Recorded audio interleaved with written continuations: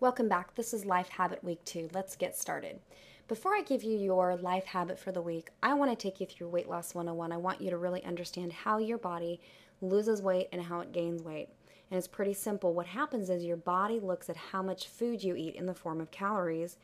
And so let's use an example. Let's say that you eat 1,500 calories in one day. From morning until bedtime, 1,500 calories go in your body in the form of food.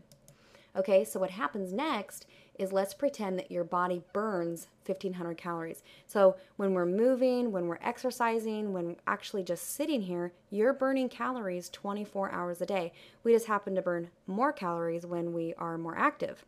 But your body burns calories all day long. Everybody's body does this. And so when you burn calories, then it uses those calories that you ate. And so what happens in this example is you have 1,500 calories that go in your body in the form of food and 1,500 calories that's burned off in the form of energy.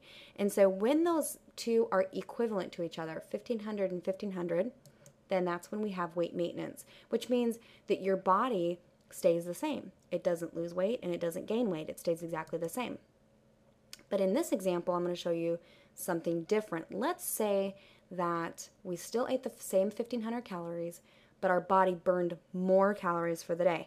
So let's say instead of burning 1,500 calories, we burned 1,800 calories in the form of energy. So we burned off 1,800 calories.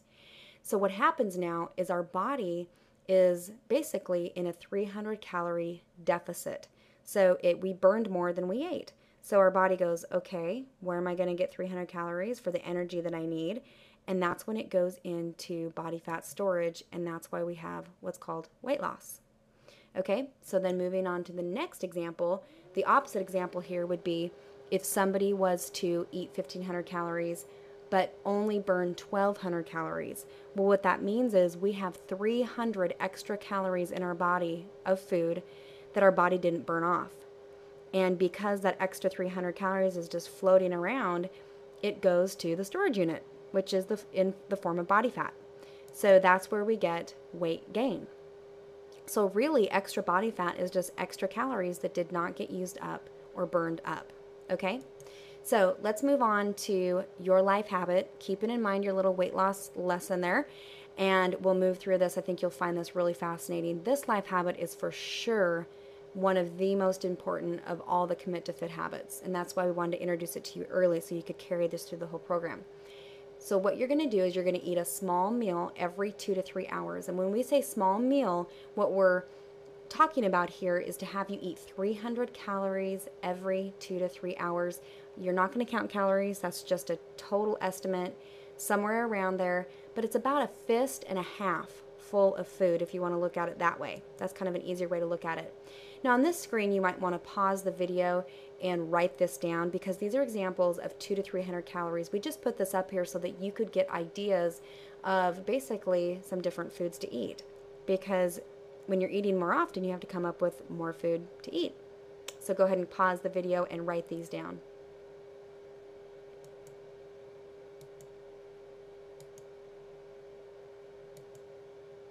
Okay, here's an example of your day.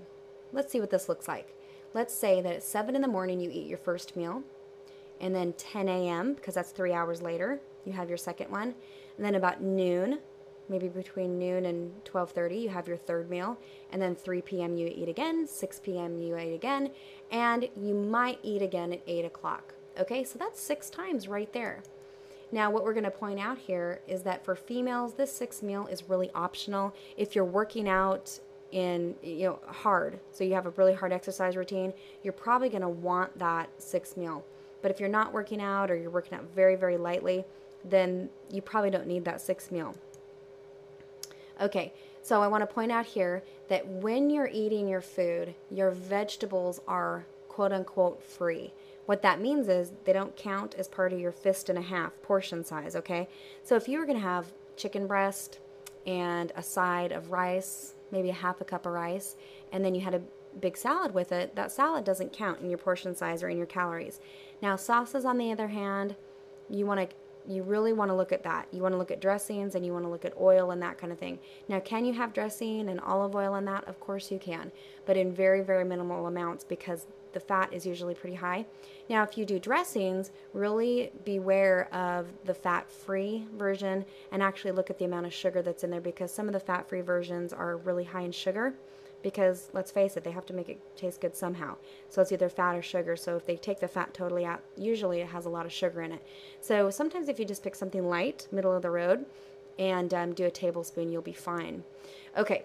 Also, I want to point out here, a lot of you are drinking Spark. Actually, I think everybody's drinking Spark, and that's a quote-unquote free food. What that means is you can just input Spark anywhere in your day, and it doesn't count as one of your little tiny meals here. Okay, so a little caution symbol coming up. There's your juice, or it could be alcohol. Either way you want to look at that. And what I thought I would do here is point out what that first meal is probably going to look like for you. Is most of you are drinking the meal replacement shake in the morning. I would really, really recommend that that's the first thing that you eat for your first meal to burn the most body fat. And then second up is your breakfast bar or some form of protein bar that you've purchased through AdvoCare, through your package.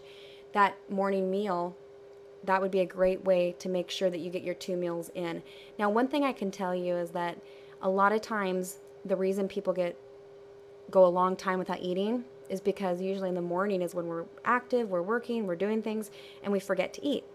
And so I would say really pay attention this week to your first and your second meal, and being, just deliberately eating that mid-morning meal. You might even have to put an alarm on your watch or some sort of signal to say, oh wait, stop, it's time to eat, because it's very easy to forget that mid-morning time to eat. Okay? And then what happens is if we miss that mid-morning meal at 10 a.m., or it could be 9 a.m. for you, or it could be, 11, somewhere around there, whatever that time is for you between breakfast and lunch. If you miss that meal, what happens is about 12 o'clock, 3 o'clock, around there, we get so hungry that there's no way we can keep that portion size down to a fist and a half of food. We end up overeating because we're over hungry. So just remember that 10 a.m., that mid-morning meal is very, very important to make sure you get that to keep your day on track. Okay, so what does one day look like here? Well, I'm going to put up a chart so you can kind of see where we're headed and what the overall picture looks like here. Okay, so this is ideal. I'm going to show you what you're aiming for. So there's 300 calories there on the left. You woke up, you ate a little meal. That's the little yellow bubble that came up. 9 a.m. in the morning, 10 a.m., somewhere around there, mid-morning, you eat another 300 calories. Then your lunchtime comes along, you eat another 300, and so on and so forth through your meals. Okay, so that is really what you're aiming for. And what happens is across the board, you see that yellow line, that is an even amount of calories all through the day. Your body loves this. And this is where you get that even energy and not the crashing and the ups and the downs all day long.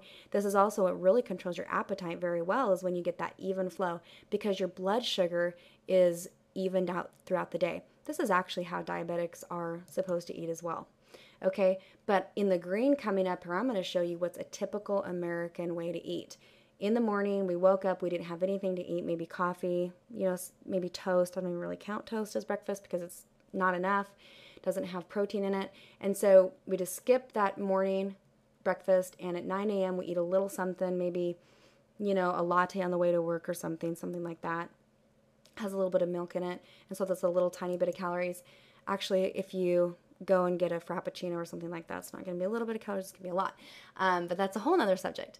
But anyway, there's your lunch. You eat a little something for lunch at your desk or whatever, and then 3 p.m. comes along, you might nibble on something around the office, and then you get home and dinner comes and you're hungry because you have not had enough calories during the day. And so anybody would overeat at dinner in this scenario, and this is what has been causing a lot of problems. And then 8 o'clock rolls around, you just had dinner, but you can't believe it. You're physically full because you had such a big dinner, but you're thinking, I'm not satisfied. Something in me wants to keep eating. This right here, look at this green and how this all works out. And of course, that last bubble popped up there on the green because a lot of people have to continue to eat all the way up through midnight to make up for all the hunger that they feel. But what happens is this swerve, this red curvy, is how we feel during the day, and it's our blood sugar is going up and down, the calories are extremely uneven, and that produces an an effect that we're not looking for. And so what happens here is, you look at the one that's ideal, that's about 1,800 calories a day. That'd be a great thing to shoot for. For the one that goes up and down, because we ate so much the later half of the day, we most likely had way more calories than if we just had eaten an even amount throughout the day. So you look at that, that's an example of about 2,600 calories. Don't worry about the numbers. Just the point here is that when we skip meals during the day, we end up eating way more at night. So when it's all said and done, we're in surplus of calories. Remember the weight loss 101 slide? When you have too many calories in and not enough burning, that's when we have that weight gain. Okay, I'm going to show you the sumo wrestler diet. I have a feeling that there's not one person listening to this, watching this video, that says, I want to look like a sumo wrestler. But let me show you what a sumo wrestler looks like and why. Okay, they sleep all night long. They wake up in the morning, going along here like a timeline. They do the little tiny eating during the day, or maybe none at all, and then they eat the majority of their calories at night. That is how sumo wrestlers on purpose gain body fat, because it produces an enzyme in our body that takes our food and pulls it to fat rather than to burning it. 20 hours of very low calories is the fasting stage, okay? That fasting is what causes the enzymes to be raised up, the enzymes that want to produce body fat. And then we have 4 hours of very high calories, and that's the binging period. Okay, so this is how, if we wanted to look like a sumo wrestler and we wanted to do it on purpose, this is what we would do. So those of you that are on the sumo wrestler diet right now, and you didn't realize that that's what you were doing, this is so good that you're part of Commit to Fit, because we're going to get rid of all that. So that, like I said, that fasting raises the fat producing enzymes.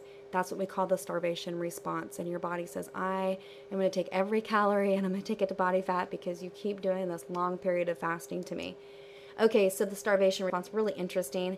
There was a study done between two groups of rats. So there's group A on the left and group B on the right.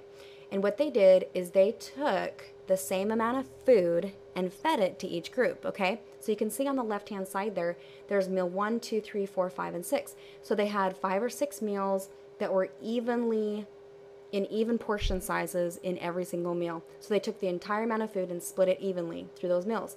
Group B, what they did is they took these meals and they grouped it up in 2 groups, okay? So what I really want you to see here is that each group, they're eating the same amount of calories. They're eating the same amount of food.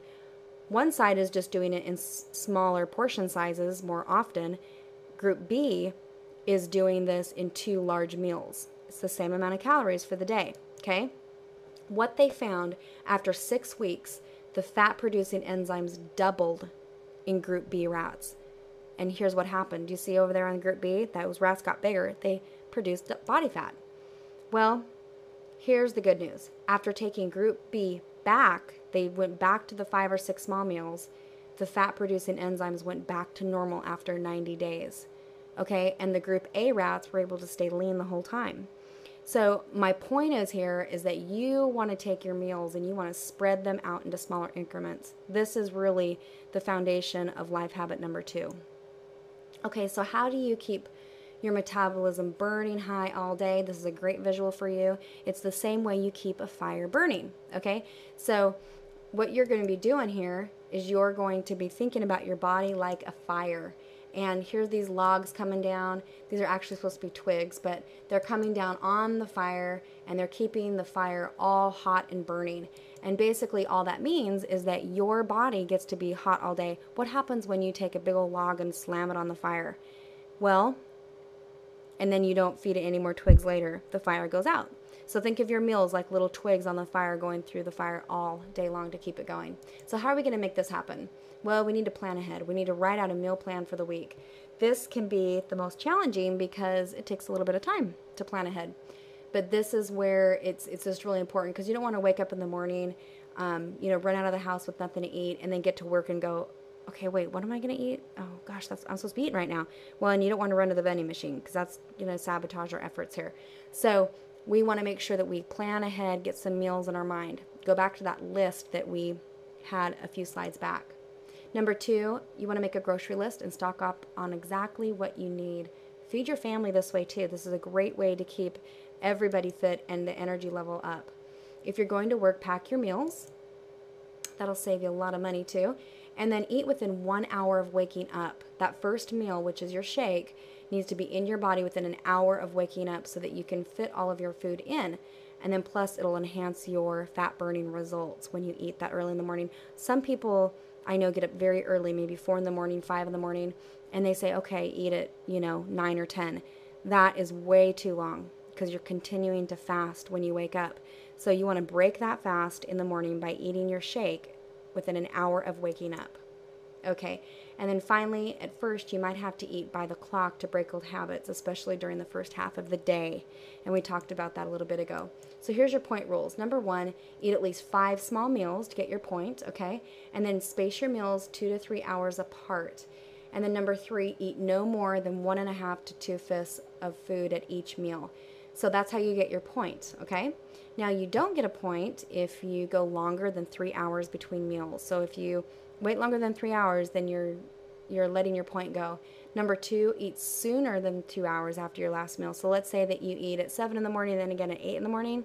Well, you lost your point because those meals were too close together. And then number 3, eat less than 5 meals. Let's say you only ate 3 times for the day.